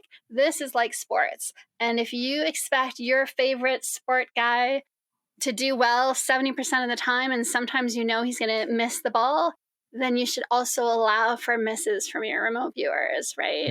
Yeah. But it's been well established in, psi research that the results of intuition studies and remote viewing and things like that fall within the margins of other human behavioral studies. You know what I mean? That's already well known. So it's like, you don't know when Steph Curry is going to hit a 3-pointer, you know what I mean? But he's the damn best in the world, but he's not going to hit every single one of them, right? So that's like seeing him miss and then saying, "Oh, 3-pointers don't exist. It's a sham." You know what I mean? Like, it's not exactly. I wish it was black and white like that, but it's not. So it's like with remote viewing, it's kind of a similar thing. It's like, remote viewers are just human beings, and it's not always going to be exactly the perfection every single time, but there are going to be moments where there is that perfection. You know what I mean? And those and like for the person that would respond is, "Oh, and when they get it wrong, they hide it or delete it." But what about when they get it right? There's there's silence. There's nothing on the other end when they get it right. They're not focusing on that, but they want to focus on, "Oh, we got this thing wrong." It's like, we know that's what's expected, that you get it wrong. When they get it right, that's the default. Yeah.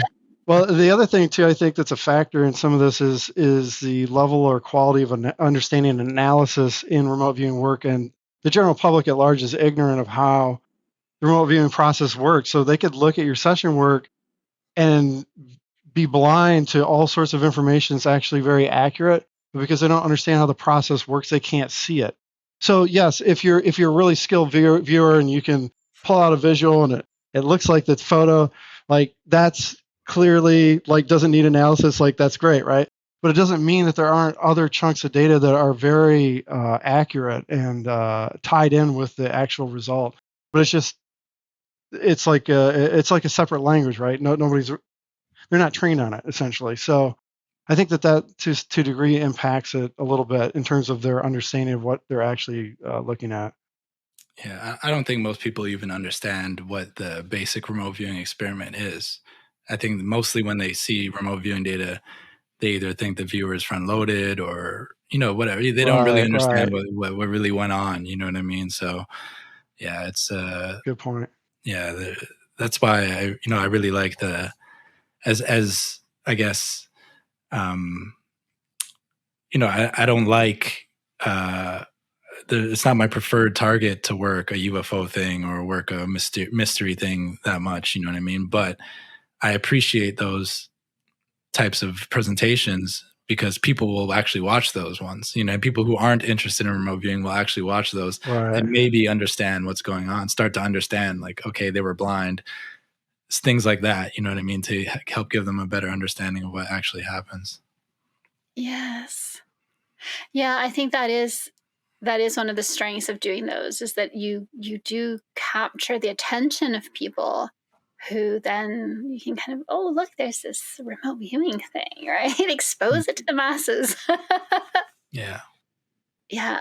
One of the things I wanted to ask you about, before I forget, is I don't think it gets mentioned enough or talked about enough. You have come up with a new way of doing price predictions for Bitcoin where you do daily arrows. Do you want to talk a little bit about that? Because that's something that you just kind of came up with. You've put it out there. And I think, to me, it's so exciting and it's innovative. And I just think we should be talking about that a little bit more. Yeah, sure. So yeah, working with FFG, prior to that, really the only type of remote viewing that I saw applied to financial assets or things like that was mostly ARV,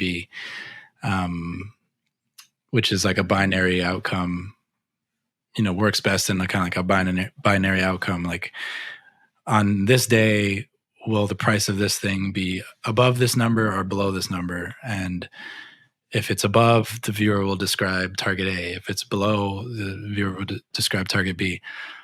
And so it's useful. It's, I've seen, it's also, used in sports. A lot of viewers use it for sports betting and stuff like that. I saw Tunde did a presentation when I went to London. He did a presentation on his ARV, the method of ARV that he used to predict sports outcomes. And I was blown away by that. That was one of the most creative uses of ARV that I saw in a way that I never thought of it being used before. So after a while working with FFG, I wanted to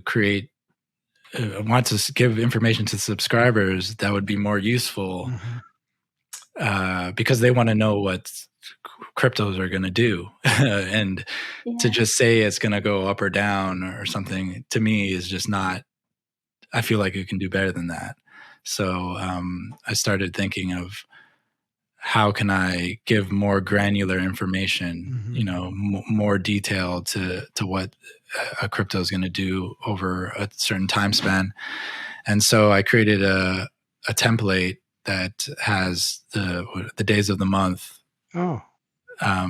So it would go across the whole month, and there would be a probe for each day of what the crypto is going to do, whether it's going to, go up or down on that day, and then also have probes for what days of the month it's going to be in its highest point and what days of the month it's going to be at its lowest point. because for someone trading cryptocurrency or any financial asset, those are the two main things you need to know. You don't really need to know the price if you can know when it's going to be the lowest and when it's going to be the highest, because then you could buy low and sell high. You don't need to know exactly what the number was. And so I started filling out this template every month, and the results were pretty amazing, honestly. There's, I can't remember off the top of my head here, but out of 12 months, let's say, there was like, in the first year I did it, I think it was like nine or 8 months where I had like 100% accuracy. Wow. Picking the highest and lowest, when it was actually the highest and lowest. Wow. So it's like those moments of entropy when it's either dipping hard or spikes up. Those seem to, I'd be being able to pick up on those within this template. And someone was crunching the numbers. So one of our subscribers was keeping track of, what are the probabilities of me getting it right, whether it's going to go up, down, or sideways for each day of the month and stuff like that. And he said that I'm pretty sure it was over 75%, but it was like higher than what the computer algorithms guess or predict. So like there's programs out there that'll give you, it will tell you, what's the chances that it's going to be up or down. And he said that I was performing better than those. So that's amazing. Yeah, I think there's something to it. And, it's just me doing it alone. The other guys weren't doing it. I think Daz Smith now is starting to do the same template. So if we can all be doing it, or multiple people do the template, then you could stack it and kind of do an easier analysis of, see where the overlaps are. It's kind of like a more standardized form of, tailored to a financial asset. And, I was doing those, that was unblinded. So I knew that it was Bitcoin. You know what I mean? I know I'm doing Bitcoin, but it's all done precognitively. So I'm doing it the month before. So, but I feel like the nature of the information, I mean, does it matter if it's Bitcoin or it's a financial asset? It's going to do what it does. So, and the results have been pretty good. So I'm going to try and get an update on what the numbers are on that, because I've been doing it now for, I don't know, must be going on 3 years now. So innovation in remote viewing is something that I'm very behind in any form.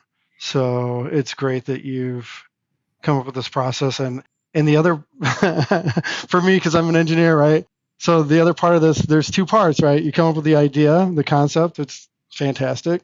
And then there's the execution, right? And that's where most people, if they come within the field, I'm just saying like general public or remote viewing, I come up with an idea, but then they don't follow through with the execution, or they do the execution, but they don't record the details.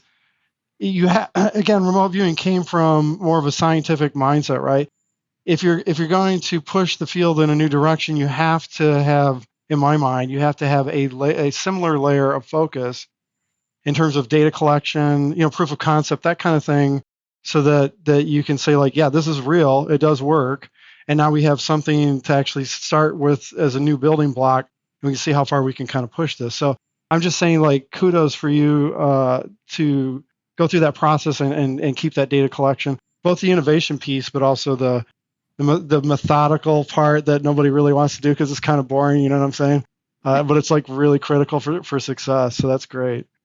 Yeah, I keep keeping at it. And also the pattern that I see is the trusting your data, right? And so I think that matters. So when you're developing this, when you're doing it, when you just keep doing it every month, you're trusting that this is valuable. You're trusting that this is going to work. Your intent is there, and then it does, right? And I think that's a really big key for remote viewing. Yeah, that's the idea of the feedback loop there. You know what I mean? So you're reinforcing, it's being reinforced. So something that was initially impossible, now is not so impossible anymore. It's more expected. You know what I mean? After you do it more and more, you begin to expect that to happen. So it's Yeah, And it's crazy how we Yes. wire ourselves like that. You know what I mean? So you can be wired to not think something is possible at all, Yep. to get to the point where you have enough confidence to go and do it professionally, or put yourself out there, and knowing that, okay, yeah, there's going to be some times when you're wrong, but the vast majority of the time it's going to work. Yeah. Yeah, and I think I'm always grateful for innovations like this, because I really do believe that we create templates in the ether, right? I mean, you could use whatever words. That's just words I'm using out of convenience. But we are creating these imprints in reality for what we can do. And it makes it easier for other people to do it. It makes it easier, more accessible. And then I think you can push things further. I do think remote viewing today is so different from what it was. And partly, yes, it's probably because the military, they were just looking for, everyone gives me 3 artifacts, and then I can build from that they're, the security guards are here in the base, and there are dogs there we're going to have to take care of before we invade, or whatever it is, right? But now, people are doing extraordinary things in remote viewing. And so I think that's part of that, is every time someone in the community takes that one step forward, everyone else can take that step forward a little bit more easily. And that's why I think it's important to have innovators and to allow room for that and to celebrate it a little bit, right? I think that there's sometimes, maybe, I don't know, in small communities, there can be jealousies or little things like that. But I think really focusing on celebrating any kind of innovation, right? I see what you're doing with Bitcoin, and I just think, yeah, that's a step forward. That's a really good step forward. Yeah, thank you. We have subscribers that they say that that's the most valuable thing they get from FFG is that chart I do. Like, Wow. there was like 1 month, there was 1 or 2 months where I didn't do it because one time I was on vacation, and another time I just forgot to do it, and there was people commenting this, and they said, "Where is that? Is Nyiam doing that chart? Where is that chart? Like, we need that chart." So, yeah, they're definitely finding value in that. So I'm happy that that's working out. Which is great. That's great feedback. Yeah. That's amazing. It's nice to be valued, right, for what you're doing, especially when you're doing something that you do get trolls for. You do get, the people, like you said, on dates who are going to be like, really? You're a psychic? Yeah. As they run away with tinfoil on their head. But like I have the chart here with some of those stats. This was over 1, 2, 3, 4, 5, 6, 7, 8. This is over 9 months, in 2001 and 2000 to 2022, 2021, 2022, and I believe there was there might have been a month in here where I didn't do it fully, but the chances of me getting so it was like X% chance to make the correct choice on the total number of days out of a month. So what are the chances that I would correctly, predict whether it would move up, down, or sideways? It was like a 5.35% chance over those 9 months that I would correctly get that right. And I had a 82.4% accuracy in predicting the high and low points. If someone just blindly followed where I said it would be up or down, they could have had 82% success, making trades on that information. So, I mean, that's pretty good for some technical analysis. Yeah, and I did a presentation in London about this chart that I made and the data I got, and I feel like this type of methodology combined with technical analysis, right, and other forms could give you, much greater insight into what an asset's going to do. And I feel like that's the direction that it can move in. We have Marty at FFG. We have a technical analyst, Marty. He does his analysis, the classic way. He doesn't do psychic stuff. He just looks at the charts, does his thing. So I feel like combining his information with the intuitive data can be really helpful, because let's say he's calling for, there could be a big spike in the next week. And then you look at the viewers charts and they're all saying that the high point's going to be at some point next week. Well, that's kind of like a confirmation. You know what I mean? You can maybe put a little more confidence in those kind of calls, or you can catch unexpected things. Yeah, I feel like it's such a new area because, there's not a lot of people that have the skill. that are trying to apply it in this way, Yeah. or, we have to do it, every week we're doing these. So it's like I've kind of had to, forced into a situation where I felt like I have to create something new. So yeah, it's really interesting. And, I like where it's going so far. Yeah, good job. Yeah. Thank you for sharing. That's amazing. Yeah. I didn't even know about that. That's awesome. Yeah. I like it. I think people tend to like to overcomplicate things on the one side, but then on the other side, you have the people who don't have the stick with it-ness. And I think that that's where I like this. It is very simple. It's not overcomplicated. It really is just, is it up, down, or sideways? But at the same time, you do need the discipline to do it every month. And also even just the discipline to do it, because I was going to ask you about this. Do you do all 30 days in one sitting, or do you kind of do, and then, okay, I'm a little bit mentally tired now, so I take a break, or do you just go through it really quickly?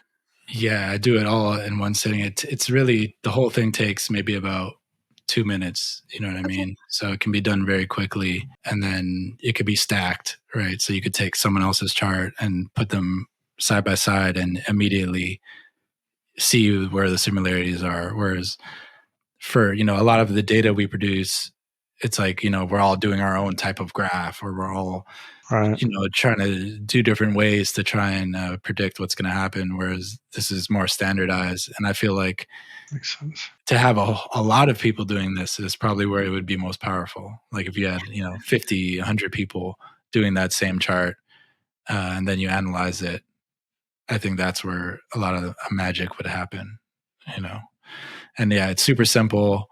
You're not going to get, analytic overlay. You're not going to be thinking. There's nothing to think about. It's just up, down, or it's just up, down, or sideways. You know what I mean? So, but we know that through probing ideograms and stuff like that, we know that kind of those binary, trinary thing. Those are easy to probe for. Those are the things that you don't have to worry about. You know what I mean? You're not worrying when you probe for man-made or artificial or right, natural. It's like those are the things you have confidence in. It's like, I know that's man-made. I know that's natural. So it's the same type of probe with this here. It's like, is it increasing or is it decreasing? Is it going up or down? Very low level probes that are more reliable, I'd say, overall. Yeah. Because it's a feeling more than, right? Like than a thought or an idea, right? You're just kind of, do I feel like it's going up, or does it feel like it's going down? Yeah. That's usually the accurate data. You have a website, thefeedbackloop.info. Mm-hmm. And is that something that you would ever consider doing on that website, where you would just say, here's a template, I don't know, put some little arrows on there and then submit it. And then maybe people would voluntarily do an analysis to see, okay, viewer 7 through 12, they're pretty accurate. So maybe their data you start kind of, I don't know, keeping track of to get to that 50. I mean, that's a good idea. I mean, and when I was in London, I told everyone there, I said, if you want the template, I'll send it out. If any of you guys want it, I could send it. I have instructions with it. You know what I mean? Anyone watching this, if you want it, let me know, and I can make that available. I don't think a lot of people go to my website right now, so I probably wouldn't put it there. But maybe once I get that going a little more, it would be something I can make available on there. But yeah, it would be interesting to see more people do it on a monthly basis to see what the correlations are like. Yeah, more data to understand. Yeah. Do you have a Patreon site? No, I don't have a Patreon. Just my YouTube, youtube.com/NyiamTV. And yeah, my website, thefeedbackloop.info. And yeah, that's where you can find, my YouTube is really where most of my remote viewing videos and stuff are. Yes. But most of my recent work for the last few years is on futureforecastinggroup.com. Right. Yeah. It's, we struggled a little bit with, do you invest the time into the website if you have the YouTube? And then I feel as though people go to YouTube because all their friends are there, right? So you're not just going for one content creator. You check your YouTube, you see all the different content creators that you subscribe to. And I think Patreon, especially now that they have a free membership option, so people can sign up for free and then they can see your free content. And so now people go to Patreon because they're not necessarily going there just for you. So they don't have to remember, oh yeah, I should check what that person's doing. They're going just to see all their friends on Patreon, and then they just get the news feed. So I feel as though, I think that that's where we're moving more towards. I know that for myself, sometimes if I'm cleaning my bookmarks on my browser, I find all these websites that I bookmarked like 3 years ago. And I'm like, oh, I love this website. Why am I never checking it? And I want to be supportive, or there's information there that I love. And I just, you get out of the routine of checking it and then you forget about it, right? And so that's why I think these sites that aggregate a lot of different creators' content, I think that that's a really useful tool for something like this. Like I would like to see, I think that innovation in and of itself, I would love to see people participating in that as a project where they can go to wherever it is and download the template and fill it out and then upload it. And then you can kind of see what's happening and kind of guide people through that maybe, or whatever it is. Yeah, I would subscribe. Yeah, I got some ideas for my website that I'm working on, hopefully to put into motion later this year. More resources, target, a bigger target pool, a bunch of things like that, just to give people more of a reason to check it out. You know what I mean? Yes. Yeah. So I'm working on stuff. I didn't know you had a target pool on your website. That's very useful to know. It's barely anything. It's maybe like 10 targets there right now or something. But yeah, I'm working on making something more substantial. But different taskers have such a different flavor to their targets. It's nice to do targets that are tasked by different people. Yeah. I think as a remote viewer, it increases your flexibility so that you're not reliant on a specific type of tasker. And it's just fun to experience different people's fingerprints on their tasking, right? For the last, maybe 4 years now or something like that, I've been trying to perceive the major news events of the upcoming month. First, I was doing it on my YouTube, and then I do it with FFG now. And to me, it's that, that's one of the most kind of exciting aspects of my remote viewing work, because, well, it's the future, right? No one really knows what's going to happen next. So yeah, there's been, many times where, there's one of the criticisms of trying to see the future, see future events, is that there's a number of events that are likely to happen just because that's the way the world goes. A volcano might erupt, there might be an earthquake, things like this. Yeah. But when you're doing a remote viewing experiment, you have to record what you get, right? So it's not like if I'm doing it and then I see, oh, there's going to be an earthquake, I'm not going to say, oh, I'm not going to record the earthquake, because earthquakes are probable events that's going to happen. So it's not about impressing people, or you get what I mean? It's not about, it's about seeing what actually happens in the experiment. That's really what is interesting. So that's the difference, I guess, between someone watching it and the remote viewer doing it. You know what I mean? So if I see in my remote viewing that there's an earthquake or whatever, and then a major earthquake happens, to me, it was still remote viewing, even though, okay, it was a probable thing that was likely to happen. That's still feedback from my remote viewing. You know what I mean? So there's different ways to look at that, but it's really those very unique events that are unpredictable. When you get those in remote viewing, Yes. those are the ones that are kind of like the proof of concept, right? Those are the ones that you look at and say, well, you can't really guess that. I mean, oftentimes it's something that is never even in. It's not like you're guessing it every month. It's not like, yeah, Right. like for example, this month right here, there was a big beheading story. You know what I mean? Yeah. Someone beheaded their father and uploaded it to YouTube, and it was a big news story, and it's still ongoing.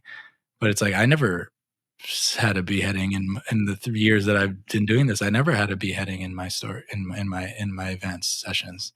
Yes. So that's kind of like the black swan, those kind of events, those kind of stories that come up, and it's that's what's fascinating to me. Seeing it actually play out, and there's no way I can explain it, and there's no way I can have manipulated it. You know what I mean? So that's why the transparency is important. It's not Yeah. about it's not about me always being right. It's about recording everything that happens so that when those moments do happen, I can genuinely show and show the results and say, yes, this really happened. Here I have it on video. Here I have the timestamp.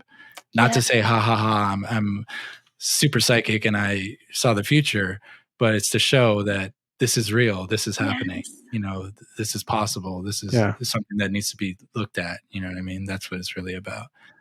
Yeah. I was talking to Jeff, who's a remote viewer that I did HRVG with, and we're doing NFEs for 2024. We were supposed to do them for January, but time goes by so quickly. One of the things that I've been struggling with in preparing to do this, because I want to get mine done for the live stream on Sunday, is exactly what you're talking about, right? It's what information can I provide that's of value? So I did near future events for FFG when I worked for them. I did near future events for HRVG when I was part of the Looking Glass working group. And then I've been doing near future events on and off, sometimes for Magic in the Noise. And one of the things, you're talking about the earthquakes, I noticed that often I'll get a dam breaking somewhere in China. And I just don't even, I'll just make a little sketch for my S3, and that's about it. Because every single month there's a dam that was breaking in China. There are so many dams in China, and their infrastructure is not ideal. And so any single month you can Google dam breaks in China, and you'll find at least one article.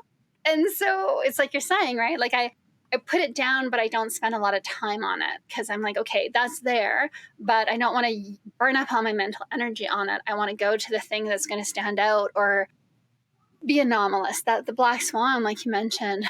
But it's hard for me because I'm trying to figure out, there's the value in it to say, this is time stamped, it's precognition. And so this proves that remote viewing works.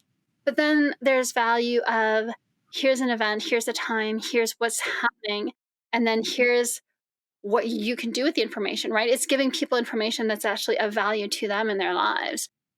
It's hard to figure out what questions to ask, right? What is of value in a near future event? Yeah, no, I agree. There's people, a lot of the comments, I guess, kind of sarcastically or, criticizing our work sometimes is often like, oh, well, who did that help? Or, something to that nature. Well, like I said, it's an experiment. Remote viewers don't know everything. We're just people doing this, using the skill to get the information we can get. And only through trial and error and doing this more and more are we ever going to get to the point where maybe we could pinpoint it exactly and tell you exactly when and where it's going to happen. So I mean, what can I say? It's like we're doing our best out here, and imagine all the time and money that's put into other fields of research. You know what I mean? If that type of money was put into this field, then maybe we could be light years ahead. And be providing more useful information. But that's why what we have at Future Forecasting Group is, to me, it's so important, and it's a blessing because, I mean, at least there's a way for us to keep doing this right now. You know what I mean?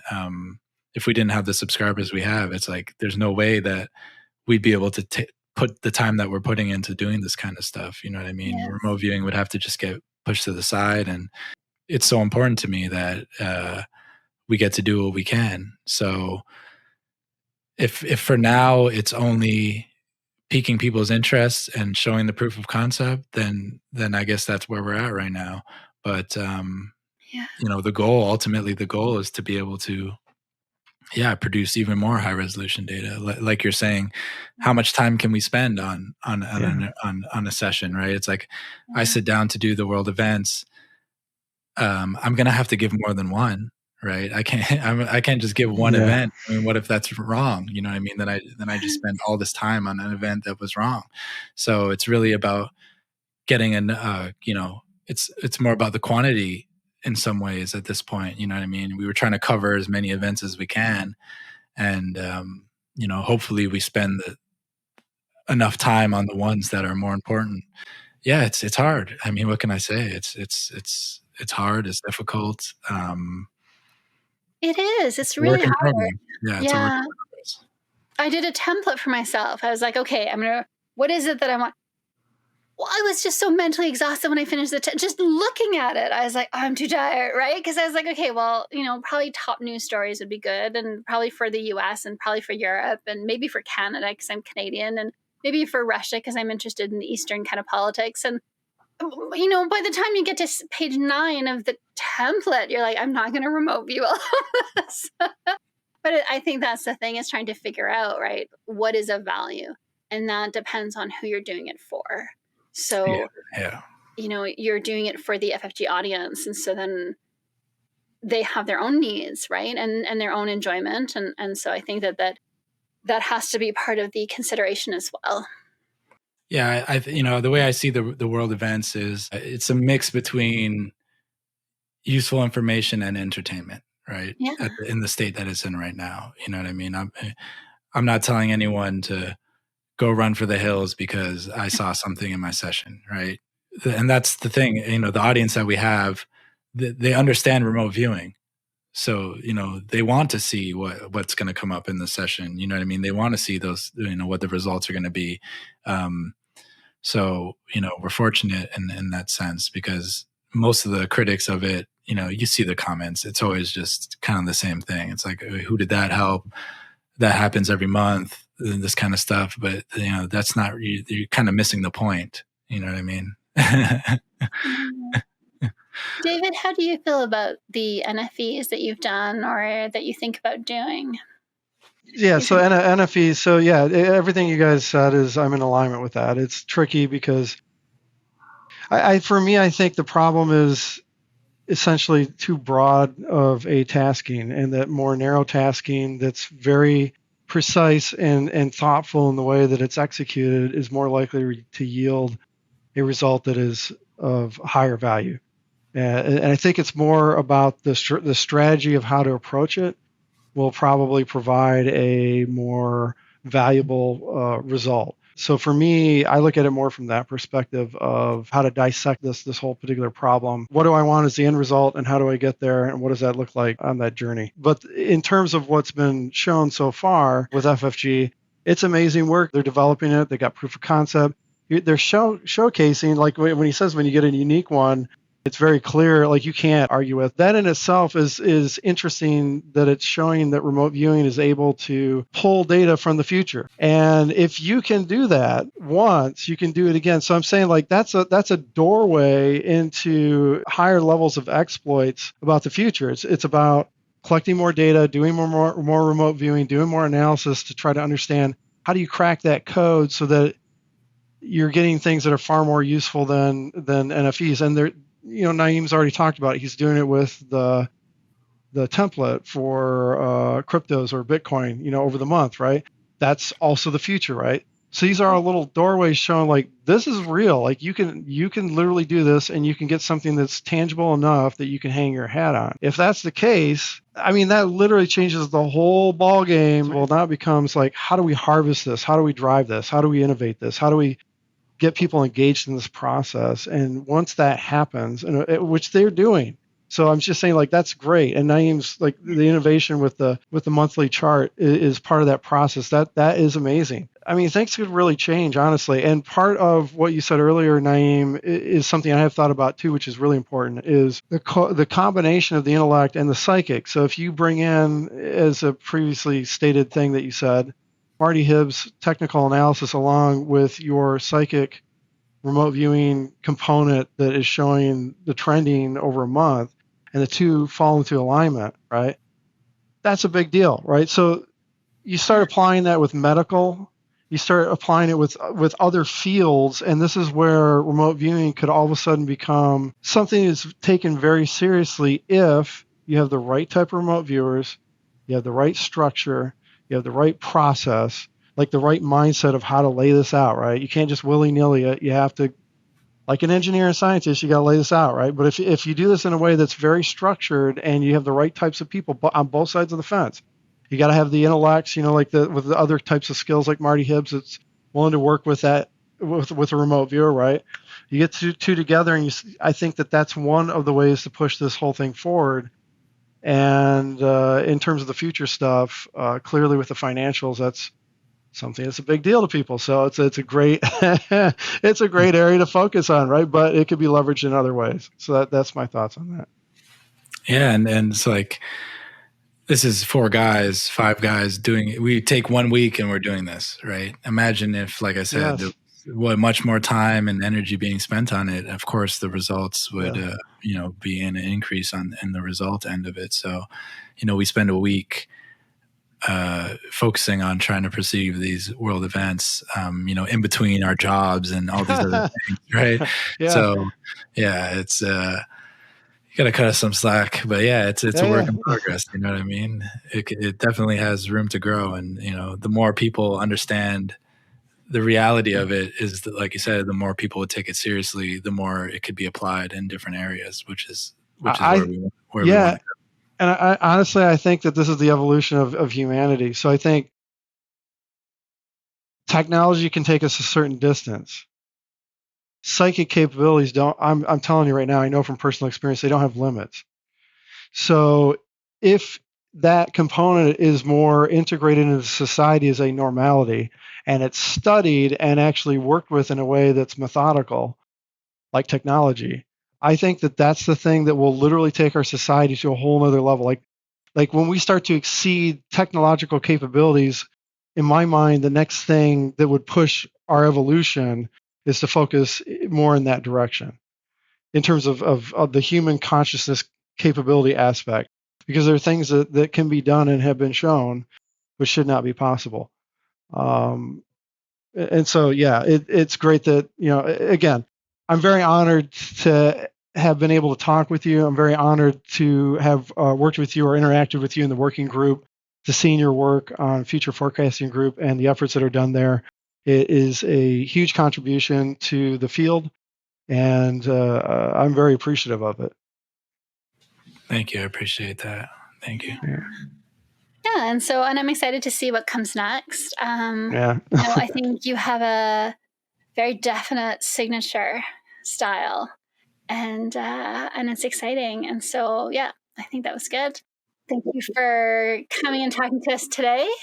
Thank you for your time. We're going to put links down below so that anyone in the audience, if you want to check Nyiam's stuff out, go do that. And we'll put the template as well, or the link to that on his site. Yeah. So any parting words, Nyiam?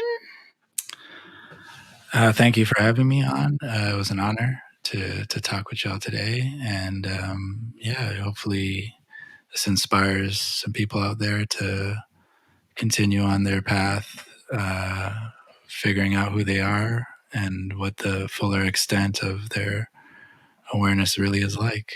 And thanks for having me. Thank you. I appreciate it. Good night, everyone. Bye.